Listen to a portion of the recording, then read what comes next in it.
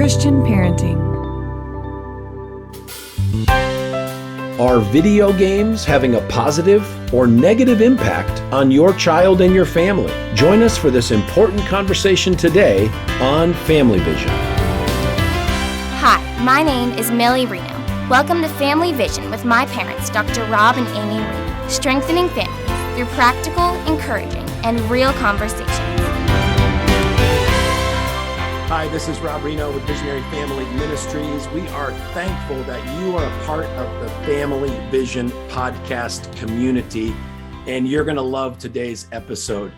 I'm going to be introducing you to Drew Dixon, and we're going to be talking about the subject of video games and how we can parent and lead our families through this minefield and opportunities of this technological world. Drew, I want to tell you that I really love the name of your ministry, which is Love Thy Nerd, and this new book that you've written called Know Thy Gamer. And I guess I love it because I feel like I can kind of relate. Like that's me. I have a solid nerd streak in me. Oh, nice. I could break out some 6th grade pictures for you to confirm that. And is it right for me to assume that you're a bit of a fellow nerd yourself? Oh yeah, for sure. Yeah, I definitely grew up, playing video games, and these days I still play. It just time is hard to find to play video games as much, but I love board games, card games. Certainly get into a lot of nerdy things still with mostly these days with my kids. I kind of follow their nerdy passions mostly, but yeah. Tell us about your family and these kids. Sure. Yeah. So I've been married almost 14 years, I guess. I feel like once you get past 10, you have to stop and think like, okay, wait, how many years? Anyway, we have 3 kids. So we have a 11-year-old, an 8-year-old, and a 5-year-old. Our youngest just turned 5. So yeah. And Fantastic. all gamers on some level, Boys all and are girls in that mix. Yeah. The oldest 2 are girls, and then our youngest is a boy. Okay. So, yeah. All right. Well, before we get to like navigating this world as parents, I need to have some more personal conversations with you. I need to know about your favorite video games growing up. Now you're a notch younger than me. My oldest is 25. I've got an 8-year-old still, so I'm right there in the thick of it. And we also welcomed our first granddaughter. But do you still, like when you were growing up, you still went to arcades, right? Like with quarters and stuff? Oh yeah. Yeah, Okay. yeah. In fact, my hometown had a nickel arcade, which you paid like $2 to get in. Okay. So they had an upfront fee, but then all the games were done by nickels instead of by quarters. So it was a blast. Yeah, Right, it was so really I need cool to because know, so you're going to go to your nickel arcade. You're a junior higher. yeah, And for sure, you're going to play what 3 games? in the arcade. Yeah. Oh, I used to love like Off-Road, the racing game, Right. and certainly a lot of the shooter type games, Street Fighter, stuff like that. Yeah. So I was going at to the make arcade sure, anyway. Yeah, I was going to be playing Dig Dug for sure. Again, these are retro Atari type, Sure. thing. Yeah. But okay, what about the console at home? Tell me about maybe first console you got as a kid, but then like if you had to choose your epic childhood or teen console, what would it be and what games were you playing? Yeah. So, I mean, I played the first console we had as a family was a Nintendo, the original NES. Okay. My parents bought one for themselves. Really, my mom thought it would be something that she and my dad did together. And then they played it a few times and never touched it again. And my brother and I kind of adopted it as our toy. And so my brother and I played a lot of like Contra and Zelda and those kinds of games. And of course, the Mario Brothers games, Super Mario and Super Mario 3 and stuff like that. Probably the console I loved the most growing up would probably be the original PlayStation or the Nintendo 64. I really like Nintendo 64. Mario 64 it's hard to beat. By way of mind-blowing video game. Yeah. And it still kind of holds up. I mean, it's one of those games that's still mechanically really satisfying to play. But yeah, I was really into the Mario games and Zelda and Final Fantasy games, those were big in my childhood. Played a lot of Final Fantasy and Zelda. Well, with the games today, I tell my kids, if I had the games that you have access to, like I never would have left my house, right? I mean, I would have never seen the sun, because they're so amazing, and probably a little too amazing, because the addiction level and all the online play and sure and all of that. So, all right. So what I want to do is I want to talk with you about negatives and positives in this whole video game world as it relates to our families and with our kids. And I want to start with the positives, because I think usually when people are having a conversation about parenting and video games, it's that the only conversation is the negative and the need for boundaries. And there is a lot of negative for boundaries, but I think there's a big skip over some of the positives. So let's camp out there for a little while. What are the positives for kids, for families, specifically, principally? Go for it. For me, I always think about things in a like biblical theological framework. And so that's a big part of kind of the first principle chapter of my book. The first chapter is sort of an overview, but then we get into how games are good. And my point there, when I say games are good, is that like anything else in creation, they're brimming with potential. God created us in his image. And so we as human beings have tremendous potential for his glory and for the good of the world. And he created us with this possibility of an incredibly like beautiful and bright future.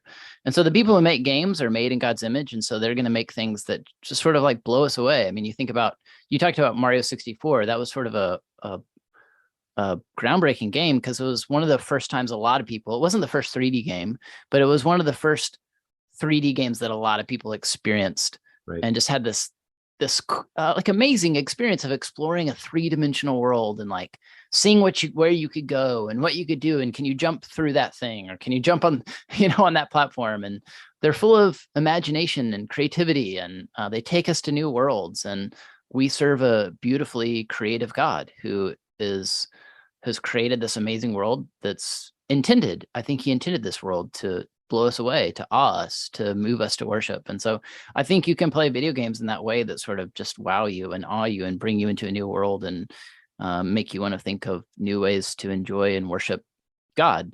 That's sort of a baseline.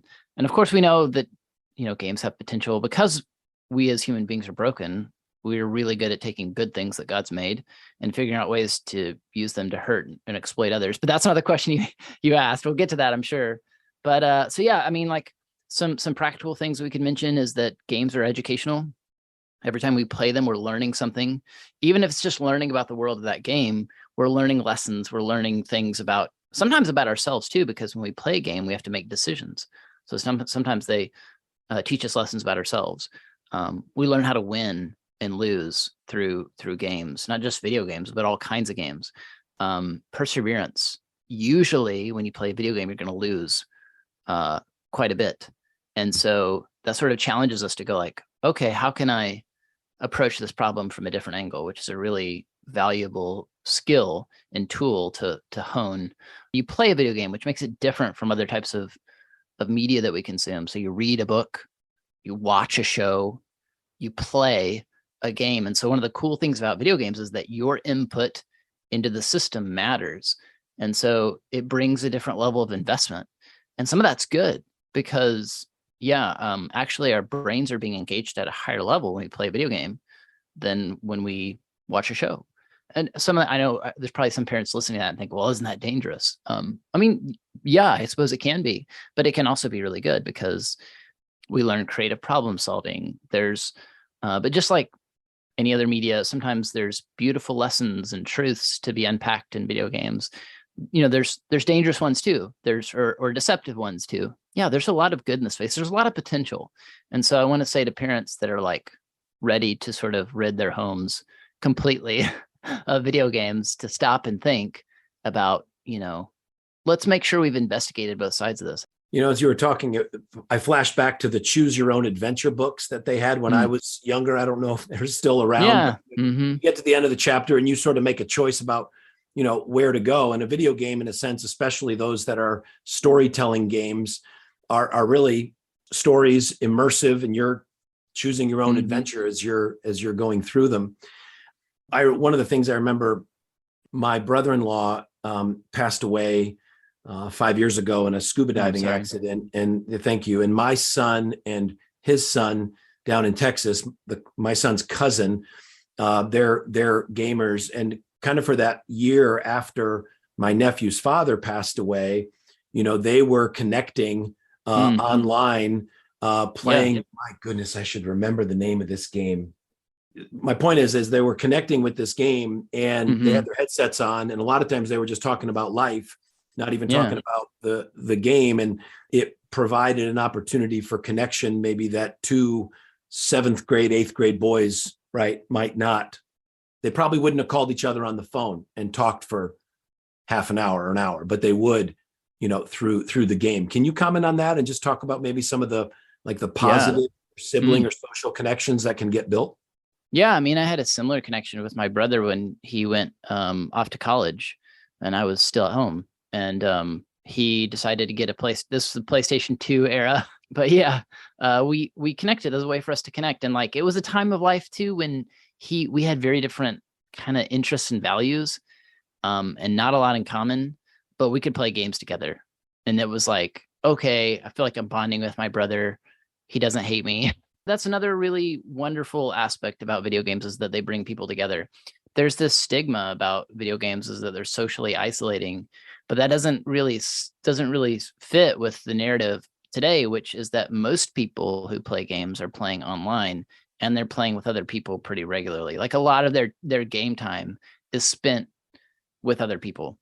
Can you talk to parents though? So for me, I don't want my son interacting with random strange people. Are there settings in some of these games that you can set it for friends only, or how does that work? Oh yeah, for sure. A great resource I always want to point parents to is the ESRB.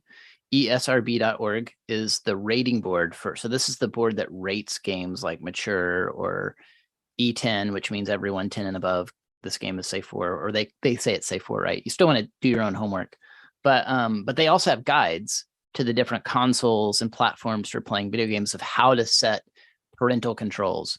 So just like there's parental controls on iPhones or smartphones, there's parental controls for PlayStation, Xbox, all the newest iterations, Nintendo Switch, all those have parental controls that a lot of times you can control from your phone or from the console itself, but you can set what games they can and can't play. You can set who they can and can't interact with online. And so you absolutely can do what you were suggesting. You can set it up to where they can only communicate with voice with people who are on their friends list. And then you as a parent can also have some control of who they can and can't friend online, who can be on their friends list. So there's lots of things to do, and it's not as complicated as you might think to set those up. To take a few minutes, watch their guided videos about how to set up those parental controls, and you'll be in a lot better situation in terms of feeling comfortable with your kids playing online. That said, you still need to be careful. This is not setting up the parental controls doesn't then mean oh, I can just let them do whatever they want because I've set up the parental controls. We need to be savvy and remember that our kids are probably savvier than we are in terms of how they use technology. It's not a free pass to just not be careful, but they are really helpful tools that every parent should absolutely educate themselves about. We are going to keep the conversation with Drew Dixon going next week on Family Vision, but I don't need to remind you that Christmas is coming, and fast. Things can get quite overwhelming very quickly, and honestly, it's easy to lose our focus on celebrating the birth of Jesus. And there's a new Advent resource that we're going to be using in our family this year. It's called Songs Tell the Story. It's a family devotional book. It explores 25 of the popular Christmas songs that we sing around the holidays and explains the message behind them and how they all point to Jesus. So if you're looking for a fun and interactive way to keep your family focused on Christ this season, your family will love this new Advent devotional. Now's the time to grab your copy, The Songs Tell the Story Family Devotional. Just visit cpadvent.org. This is from our partners at Christian Parenting, cpadvent.org, to get your copy today. As always, you can reach us through email at podcast@visionaryfam.com. That's podcast@visionaryfam.com. We would enjoy hearing from you, hearing testimonies about how Family Vision has made an impact in your family. And we would also be grateful for your support. We are committed to sharing the good news of Jesus with families all around the world, and we would love your help. You can support our ministry at visionaryfam.com/donate. That's visionaryfam.com/donate. And we look forward to our next time with you on Family Vision.